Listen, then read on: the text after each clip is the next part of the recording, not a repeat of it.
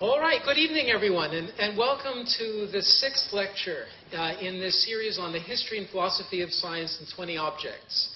Our subject this evening is medicine. Now, medicine has come up in a fitful way in the previous lectures, notably in the lecture on the tuning fork, where we heard about the role that played in the diagnosis of deafness. But this evening, medicine is the focus, and in particular, the theme of childbirth, which is about as universal a theme as there could be. If you are here at all, odds on you were born, and odds are that when your mother gave birth to you, she was not alone. She was in the company of a doctor or a midwife or some combination thereof. And the history of changing ideas, new knowledge, about childbirth, how it works, and how to manage it better is, as you'll see shortly, a fascinating and a rich one. Our objects this evening are this rather fascinating collection of midwifery forceps. Our lecturers are Louise Jenkins, who is a trained midwife, a lecturer in midwifery, as well as being a PhD student here in history and philosophy of science. She'll be joined by Dr. Adrian Wilson, senior lecturer, also here in the Center for History and Philosophy of Science. And I'll just ask you now to join me in welcoming them as they tell us about the history of childbirth.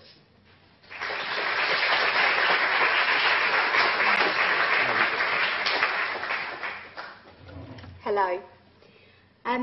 So today we want to talk to you about the midwifery forceps, and we're going to talk to you about things that you already know about forceps, but we also hope to tell you some of the things that you didn't know about the history of childbirth. And we'd like to thank, before we start, Laura Sellers for terrific help in many ways, including assembling those objects for us, and the Thackeray Museum, who have very kindly loaned us one particular object, the Vectis, that Louise is going to be talking about later on. Okay. So we're going to start off by giving you an overview of childbirth. We need to understand, or you need to understand, how things work normally before we go on and talk about some of the instruments that we're going to be discussing this evening. So we're also going to be thinking about what happens when things don't go right. So when things get stuck, when babies don't come out as they should do, what happens, and particularly with reference to the 17th century. In the 17th century, there was a new beginning. There was an alternative, which we think was the forceps, among other things. And so we're also going to be talking about how that was kept secret and how the secret was revealed. And particularly the need for skill that's so important with all of those instruments, and then give you some of our concluding thoughts. So we're going to start off with an overview of childbirth. And we need to make it really clear that childbirth is usually very, very safe. It usually happens spontaneously with very few problems. If women are well nourished in safe environments, they will birth their babies with no problems. So that's really important. And the fact that there are so many of us here today, and 7.5 billion people and counting on the planet, means that we're actually really good at having babies. So that's something that we've got to bear in mind, although we are going to be thinking about what happens on the occasions where things go wrong. So babies come out in different ways. And this table kind of gives you an overview, particularly around the 17th century, about the types of presentations that babies come in. So we start off, the very rarest being transverse babies. I'm going to explain these a bit more in a minute. Then we have babies that try and come out bottom first as a breech, or babies that have trouble getting out with their head and they get a little bit stuck with their head, or they're in a slightly wrong position with their head presenting. But the majority of babies will come out, as they should do, in an occipital anterior position. So transverse babies, and I'm just going to get my little prop here. I've dropped the baby, that's not a good start, is it? Right, with transverse babies, these happen when a baby hasn't got either its head or its bottom tucked down into the pelvis. So it's a baby that, this happens quite rarely, it's less than 1% of births, and the baby's trying to come out by its arm or its shoulder. Now this is more common if you get someone who's had lots and lots of babies and the muscles in her uterus haven't got quite the good tone that they should have, or they have when you've only had maybe 1 or 2 babies. And so what tends to happen is the babies have got a lot more room and tend to misbehave, and quite often they'll go sideways for a little while. But fortunately for most women, when they start to have some contractions, the baby starts to behave itself and either goes down one way or the other.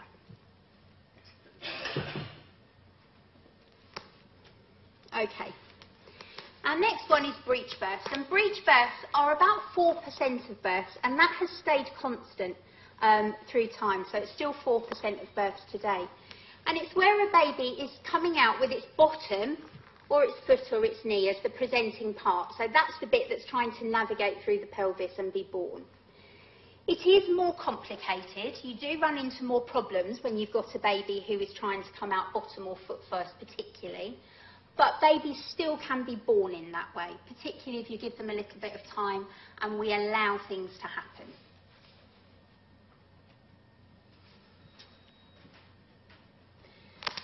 The most common way that babies are born is when they're in an occipital-anterior position.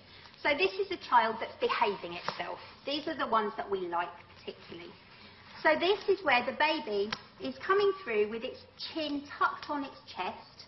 So it's really trying to get the smallest diameter of its head, moving through the pelvis and coming out and being born. And so this is a baby that generally will be born with very, very few problems. And our final category are the ones where things get a little bit obstructed. So there are 2 reasons why babies get obstructed when they're trying to be born by their head. And one of them is an occipital-posterior position. So instead of coming down with its chin tucked on its chest and facing towards the mother's back, the baby turns round and tries to come out with its face upwards. Okay, so its face is towards the mother's pubic bone. And what quite often happens in those kind of babies, instead of having its chin nicely tucked to its chest, like the babies that were behaving, it's just looking up a bit. And that means that this diameter that's trying to come through is a larger diameter. So it's more complex, it's more difficult for it to navigate through the pelvis. It's usually a lot more painful for the mother. You hear about people talking about back labours, about labours that have gone on for a really long time, and that's because this baby is having to do more complicated manoeuvres to come to be born. Sometimes you also have a degree of disproportion, so you've got a baby's head that's a little bit too big for the pelvis. And this is more common where, particularly in the 17th century, we had women who had had rickets or something like that, so their pelvis was misshapen and often was quite contracted and small. So it meant that the baby's head wasn't going to be able to be born very easily.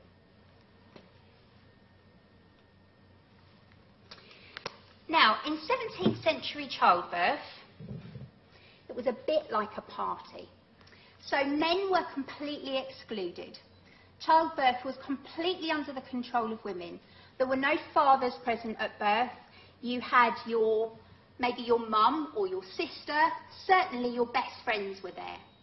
So the men were sent off, they weren't allowed anywhere in the birthing chamber, and there was a midwife who coordinated the birth in 17th century England. Now those midwives, it would depend where they lived as to how many births that they saw, but in rural areas quite often they would see 15 to 20 a year, so they would be the midwife that delivered all the babies in the village. They had things right, and we're getting lots more kind of contemporary research that shows us that the kind of practices that they were doing actually have got a basis in physiology. So one of the main things that they did was to keep the birthing chamber very dark. And we know now that actually if you have an environment that's very dark, you produce a hormone called oxytocin. And there's a French author called Michel Audin who calls it the hormone of love. And it's very important that you say it with that French accent because it sounds better. So with the hormone of love, you produce that every time you're intimate with someone. So if you hug them or you cuddle them or you're in a private environment, you produce lots and lots of oxytocin. For most people, being in this kind of environment with lots of people watching, bright lights, doesn't get the oxytocin flowing. It tends to get lots more adrenaline flowing. But oxytocin is the hormone that we need to give birth and we need to have our babies. And so the 17th century midwives actually had it really right, that you were surrounded by people that you loved. There were no strangers in the room. It was the people that you loved were surrounding you. You were in a dark environment, and they had a wonderful drink called cordial, which was a little bit like mulled wine. It had loads of alcohol in, because there was no pethidine or Entonox or any of the other drugs that we take for granted now. But alcohol's pretty good at kind of numbing lots of things. So, and the gossips, the friends that were there to support the woman, partook of the cordial as well as the woman. So it was a bit like a party. So that's normal birth in the 17th century. What we want to talk to you about today is when things didn't go normally. So when you didn't have that nice normal birth, and we need to think about what happened now. And I'm going to hand over to Adrian. Thanks very much, Louise. It gets nasty. Louise hands over to the man. That's not irrelevant to what we'll be talking about. So Louise has rightly stressed that birth is a natural and normal process, and that well over 90% of births in any society deliver spontaneously through the actions of the uterus. It's not a medical event, it's a natural event. But at the same time, there's always and irreducibly a small number that go wrong, that get obstructed. And the irony is that the commonest source of obstruction, as emerged from what Louise had said, is by the head, just as the commonest form of normal birth is by the head. So birth by the head can be good news, which it is in 96% of cases, something like that, or it can be bad news. It's the bad news bit that it falls to me to talk about. What happens if an obstructed labour is simply left to itself is, first, the baby dies. And then, eventually, the mother dies. And this is a church brass in memory of a woman called Anne Savage, as an example of somebody who, in the 17th century, had died in childbirth, and she was memorialised for it. And there are plenty of other examples that historians of the 17th century routinely come across of women who've died either in or shortly after labour, often died undelivered, unable to deliver the child.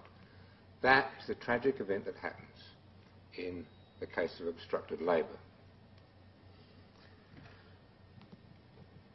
So here is a little bit of 17th century testimony from a chap called Percival Willoughby, who wrote a manuscript book, not published at the time. It was published in the 19th century. This is the title page. So it was published for historical interest. But Willoughby wrote this manuscript treatise, illustrated with lots and lots of cases, describing his experiences of childbirth for the purpose of educating midwives. And one of the cases he described, he said was the only one he'd been unable to deliver. And this is what he said. I was earnestly moved to make use of instruments. What instruments we're going to see in a moment. Not these. But through the narrow passage of her body, that's the contractor pelvis that Louise was mentioning, for want of room, I could not enforce the instrument to take hold in any part of the child's head. So I was necessitated to desist without any hopes of delivery, not knowing which way to relieve her, and she died. So that's a concrete illustration in the form of a story from the 17th century of what I was just talking about. The sad, tragic event that can happen if the birth is obstructed and nothing is done, or in this case, nothing could be done. So what could be done? You could deliver the child, and this could only be used on a dead child, with an instrument called the crotchet, that was Willoughby's term for it, or the sharp hook. And this is what Willoughby said about it. The crotchet is of most excellent use to extract the dead child, stressing here, this is only used to deliver a dead baby, when it is locked between the pubic bone and the coccyx.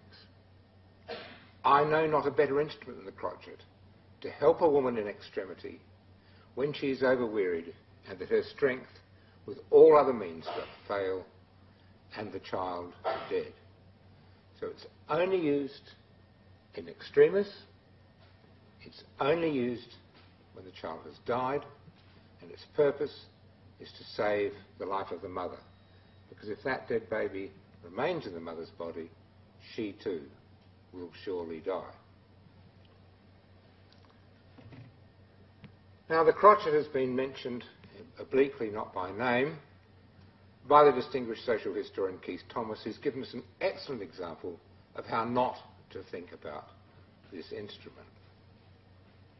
The usual obstetric instruments of 17th century England, Thomas says in his book Religion and the Decline of Magic, were cruel and inefficient.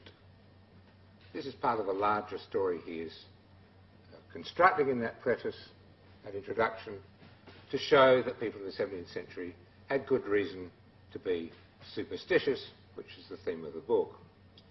So part of the nasty brutish lives they had to lead was terrible, cruel obstetric instruments. And that's a retrospective value judgment. It's made from our era, the era into which the forceps has introduced us, as we're going to be hearing shortly. And that value judgment forgets all the things that we actually should be remembering here. So first of all, the crotchet wasn't cruel, and it wasn't inefficient. It worked, and its purpose was compassionate. It was designed to save the mother's life, and it did so in many cases. And Thomas's snide remarks forget something else. That 17th century England was the very context in which there was invented the midwifery forceps, and the point of the forceps is that it displaced, replaced and superseded the crotchet. So we turn next to our new beginning, an alternative to destructive instruments, and I think I'm going to hand back to you now. Is that right, please? I think that's you. It's me, is it? Yes, you. Oh. Yeah. That's right, it is to be me. So the forceps were invented by a member or members of a family called the Chamberlains. We don't know exactly which one of them. Here is a genealogy of them. It's a bit complicated. The person to focus on is kind of in the middle, Dr. Peter, born 1601. Above Dr. Peter, can you see Dr. Peter there? Sort of in the middle. Above him, his father, called Peter II. And then go along to the left. Peter II had an older brother, Pierre, born in France, so-called Pierre, known as Peter I. This was a French Huguenot family originally, migrated to England in the late 16th century. And it's known that Pierre, Peter the Elder, and Peter the Younger, Peter II, practiced midwifery. So did Dr. Peter, the son of Peter II, and so, as we're going to see shortly, did his descendants, of whom the most notable ones are Hugh the Elder and Hugh's son, Hugh the Younger. Those are on the left of Dr. Peter's descendants. This is the family which we have every reason to believe invented the instrument we're going to be talking about now, the midwifery forceps. So here is now a little snip of that family tree. There's Dr. Peter again, his father, Peter II, and Pierre, the uncle. And it's thought that the forceps were developed by Peter the Elder, Peter I, or possibly by Peter II, and they were certainly kept a family secret, and they were certainly used by Dr. Peter, as we're going to see. So the origins are not precisely clear, but are probably the earlier generation, the first generation of the family, Peter I and II.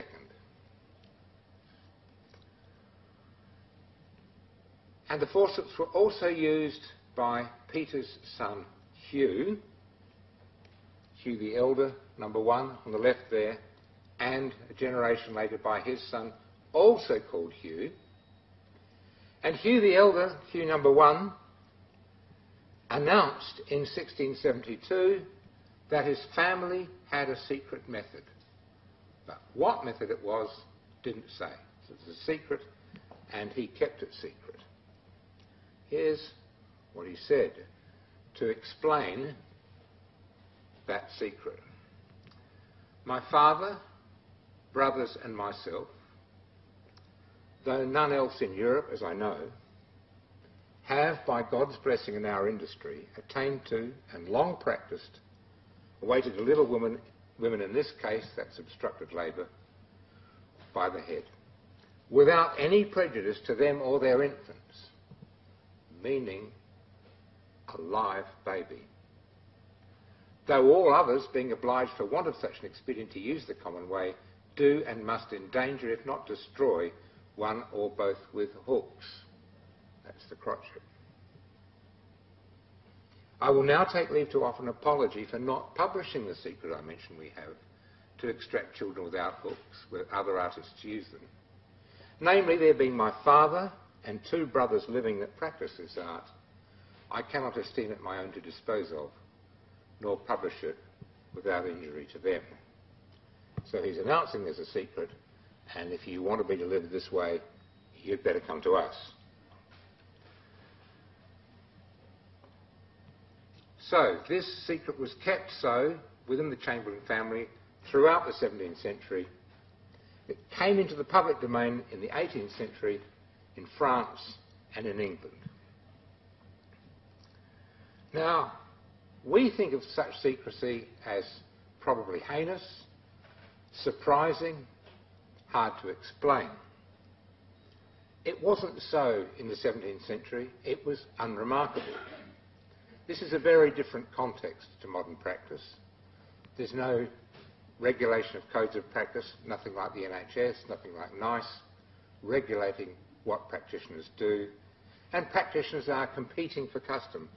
Everybody, in fact, had secrets. It was the norm to have secrets.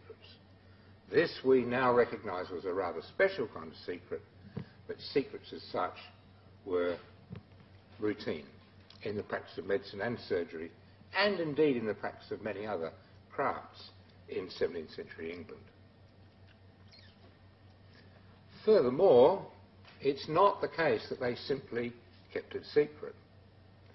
We know that some of the Chamberlains attempted, but failed, to sell their secret both to the French government and to the English one. In each case they failed, but they made the attempt. They failed either because they asked for too much money or they didn't persuade them that the secret was any use, but they had the intent of sharing it with the public through the government, for they wanted a reward, they didn't get it. What they then did, we can surmise, we can infer, is that they sold the instrument to selected individual practitioners outside the family. And that's how the instrument eventually entered the public domain in France and in England. And it entered the public domain precisely when the Chamberlain family became extinct. In 1728, Hugh Chamberlain II, the last midwifery practitioner in the direct line, died. 3 years later, Middleton Walker, down in the bottom corner, died, and 1732, Chamberlain Walker. These Walkers had also inherited the secret and also practiced midwifery. Within a year of the death of Chamberlain Walker, the Midwifery Forceps is published, described in print by Edwin Chapman in 1733, illustration followed in 1734, and it was widely thought, and it was asserted by Chapman, that this was the Chamberlain secret, but there was no actual proof at this stage until the secret became revealed, and here's where Louise does take over.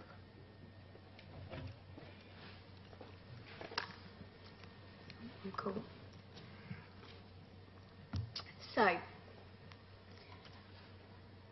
the secret was revealed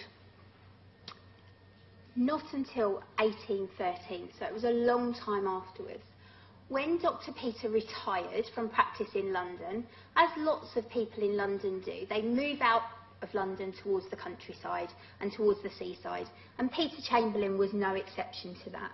And he moved out to just outside Malden in Essex, and he bought a lovely house called Wood and Mortimer Hall, and that's a picture of it there. He's buried in the churchyard next door, and you can still see his grave. One of the days, I live in Essex, and one of the days when I was very tired of writing, I thought I'd have a little jaunt around the Essex countryside, and I went and found it, and I found his grave, and so that's what that photograph is. It was a lovely sunny day, much too nice to still be writing. And the way the secret was revealed was the owner of the house at the time had her mother-in-law, or the mother-in-law came to stay.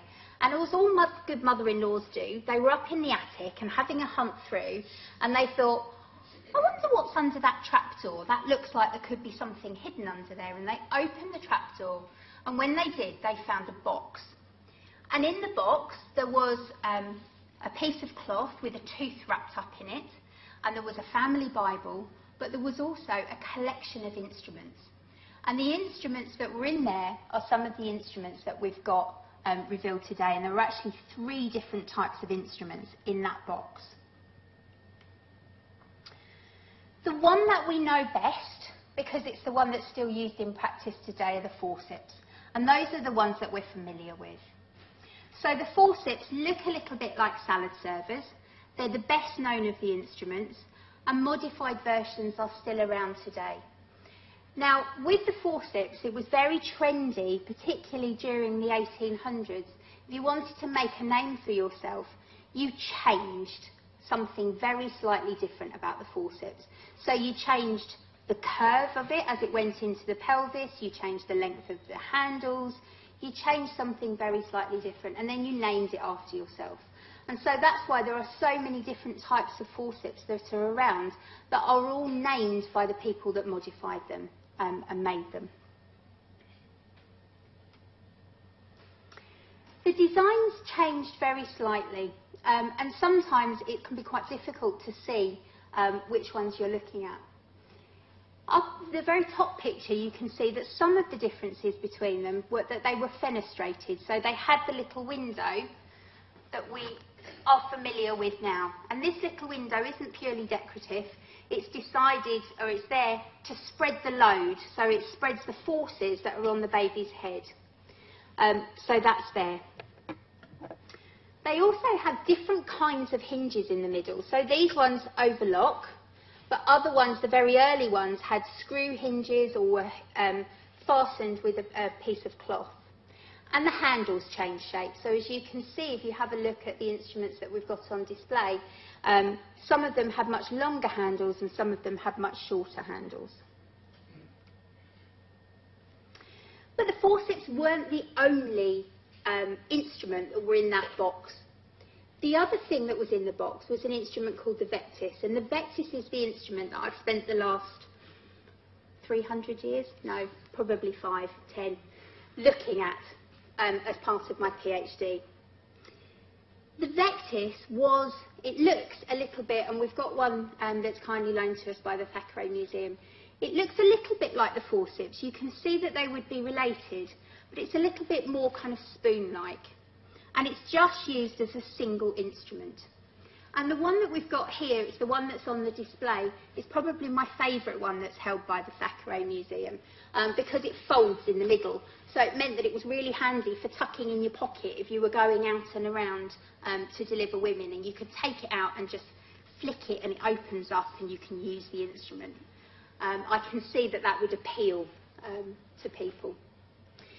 So the way that the Vectis was used changed, and there was lots of debate, and there were lots of different authors who looked at different ways of the Vectis being used. But the way that it carried on being used for a really long time was when the baby was in a different position, so when it was in a malposition. So if the baby was coming through and it didn't have its head tucked nicely on its chest, you could use the Vectis to come in and to move one side of the baby's head to correct that position and to get the baby into a more optimal position to allow it to be born. And one author in particular, Thomas Denman, really thought that this was actually the Chamberlain secret. He thought, no, it's not the Forceps. He was a passionate advocate for the use of the Vectis. And he wrote in his books that he thought that this was actually the Chamberlain secret. The other instrument that was in that box, under the floorboards, was the fillet. And we're lucky enough to have 3 fillets on display. Now, fillets are a loop of leather or silk or material with a wooden handle that's used to loop around a part of the baby to try and move it into position, or to hook it round the head to try and bring the baby down to deliver. Now, as we're going to see, the forceps are quite difficult to use. And if the forceps were difficult to use, the Vectis was even more difficult. It required an even greater degree of skill, and the fillet even more so. So it was the instrument of all of them that was the most difficult to use. The fillet died out. There's very few mentions of it in the literature during the 19th century. So it seems to have been something that kind of disappeared from general practice quite early on. Although it did have a very brief revival as a metal instrument in about 1850, 1860. It was published in the Lancet, and it folded round and then opened up to hook around the baby. But that only stayed, that metal one, for about 15 or 20 years. So it kind of leaves us with a puzzle, because we've talked a little bit about skill, and we're going to think about skill a lot more now. Chapman had described the instrument in 1733, and we had a picture of it in 1734. So we went from having this thing that was a secret to something we knew what it looked like, but that didn't mean that it was open for everyone to use. So we need to think now about what practitioners are actually going to do. Now, I do need a volunteer, and Adrian has kindly agreed to volunteer. Have I? Yes, thank you. Come and put the forceps on. Now, Adrian has spent his entire working life writing about these for a very long time. But can he use them? Do I have to separate the blades before I start? You tell me. You've got the picture? Yeah, I have to separate the blades, that's right, yeah.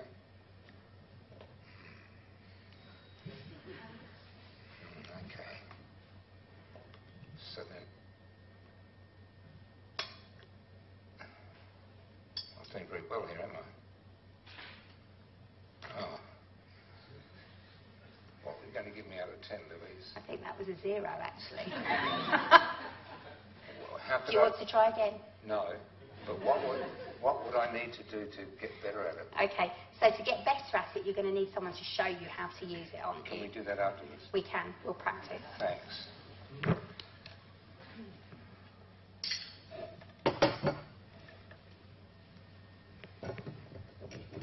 Okay, so as you can see, the need for skill is huge with this. Just having the picture, just having that description wasn't enough that practitioners were able to use them. So we know that the forceps actually works a little bit like a pair of salad servers. They go round the baby's face, they go over its cheekbones, and they compress the baby's skull slightly. And that sounds a bit grim, but actually babies' skulls are designed to move, to be compressed very slightly. So babies' skulls are not fixed as adult skulls are.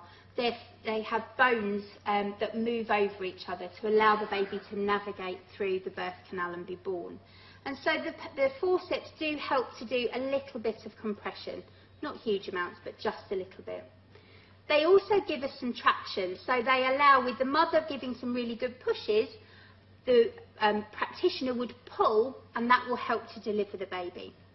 And also with forceps, you can get a little bit of rotation, so you can get the baby's head moving round. And if you think about that posterior position where the baby was facing outwards, it had its back to the mother's back. What we want for that baby to be delivered more easily is for it to rotate round. And so with the forceps, you can do that. You can rotate the baby round. Now, we've got testimony that actually, even if you had had someone to show you how the forceps were used, it was still very complicated. And so James Douglas wrote in 1702 that I was sent for by Mrs. Agnew the midwife to lay a poor woman, so to deliver her. I went to work a modo nostro, so he's writing in this particular piece to somebody else who also shares the secret, and a modo nostro means in our way. So this is writing to someone else who's got this secret. But I could never fasten the things to be able to pull, as they weren't right. So it wasn't him that was making the mistake. It wasn't his lack of skill. Of course, it was the instruments weren't the right thing.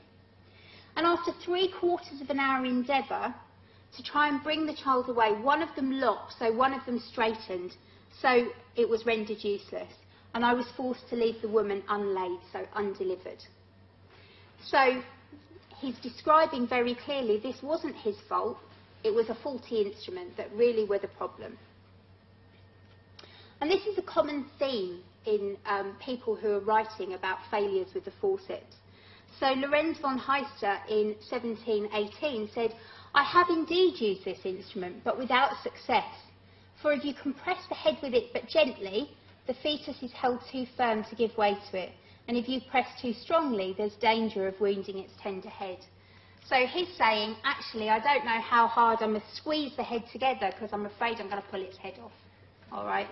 So again, this is a fault with the instruments, he's saying. This isn't anything to do with his skill. I'm going to hand over to you. Thanks, Louise. So skill is present, but is constantly denied. The people who lack the skill don't realise they have the skill and don't realise that it's skill that they lack. So we're going to end with 3 sets of thoughts, and the first is about consequences. What were the results of the midwifery forceps? Can we attribute the rise of male midwifery to that instrument? There certainly was a gradual move away from men being called as a last resort, as they had been before, for reasons that are by now apparent, to more planned calls made in advance of labour during the late 18th century and early 19th century. And now male practitioners start to be called men midwives, a new term for them. Why? Because they're doing the job a midwife does, which is to deliver a live baby. And men now, from the mid-18th century, start for the first time to be called in the role of a midwife, that is, to manage birth from the onset of labour. But was that shift caused by the midwifery forceps? It's open to doubt. We could say that the forceps was a necessary precondition for making that happen, because possession of the forceps associated the male practitioner with life rather than with death. But even the men themselves, such as Thomas Denman, whom Louise has mentioned to you, such as William Smellie a generation earlier, Smellie was a forceps practitioner, Denman a Vectis man, even these men insisted that instruments were only needed in a very tiny minority of births. So why would you call a man whose chief skill is the use of instruments to deliver you in what's expected to be a normal birth? It's unclear, at the very least, whether the forceps actually brought about that social change. The second of our 3 concluding thoughts we're going to leave you with is about the relationship between the 3 instruments. Once the Vectis and forceps were both in the public domain from the late 18th century, a long controversy ensued, late 18th century to early 20th century, which is better, the Vectis or the forceps, in addition to the question that Louise rightly mentioned, whose forceps is best? Well, it's always my forceps that's best. In the historiography, the Vectis has disappeared because the forceps won that battle, and just as the Vectis disappeared from practice, so it's a completely forgotten instrument. Historians of midwifery have written it out. But in the 19th century, there was a big debate between Vectis and forceps. And to a smaller extent, the fillet played a role too. but the fillet has also been written out. So in the 19th century, the question was, which is the better instrument, the Vectis or the Forceps? The idea that Louise has come up with, and this is Louise, not me, is that that's the wrong way to think about it. The way to think about it is not the 19th century way. Think about how the Chamberlains would have used those instruments. Remember, all three of them were in the box. The Chamberlains probably had them as a, okay, which is best for this delivery? A choice between them made on each occasion. So rather than seeing them just as sibling instruments, triplets, they all worked together. So that's the second of our concluding thoughts. And the third one is a puzzle. Given the importance of these instruments, it would be kind of good to know how it came about that they were invented. As far as we know, no one else in human history, in this country, or anywhere else in Europe, or anywhere else in the world, had even an inkling of an invention of this kind. And yet the Chamberlains invented not one, not two, but three instruments for this purpose of delivering a living child in an obstructed birth by the head, the main cause of problems in childbirth.